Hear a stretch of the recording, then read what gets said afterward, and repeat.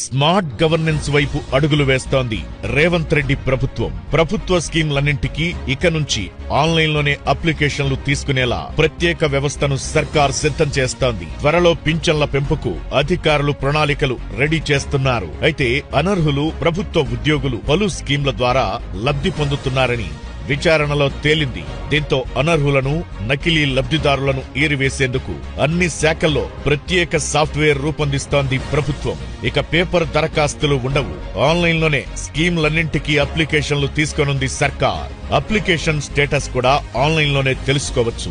మధ్యవర్తులు, ఇతర అధికారుల ప్రమేయం లేకుండా లబ్ధిదారుడికే నేరుగా స్కీం అందేలా ఆన్లైన్లోనే అప్లికేషన్లు తీసుకోవాలని సర్కార్ నిర్ణయించింది. ఈ ఏడాదిలోనే ఈ ప్రక్రియ మొదలు కానుంది.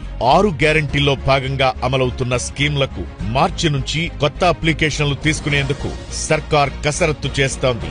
అర్హులైన ప్రతి ఒక్కరూ ఎక్కడి నుంచైనా దరఖాస్తు పెట్టుకోవచ్చు.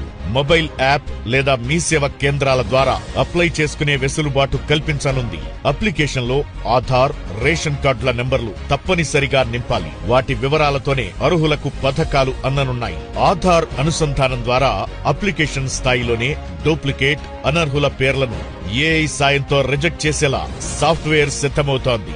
నిజమైన పేదలకు ప్రయోజనాలు అందాలి. పథకాల్లో అనర్హులు, ప్రభుత్వ ఉద్యోగులను తొలగించాలనేది సర్కార్ ఉద్దేశం. అనర్హుల ఏరివేతతో నిధులు సద్వినియోగం చేయాలని సర్కార్ లక్ష్యంగా పెట్టుకుంది.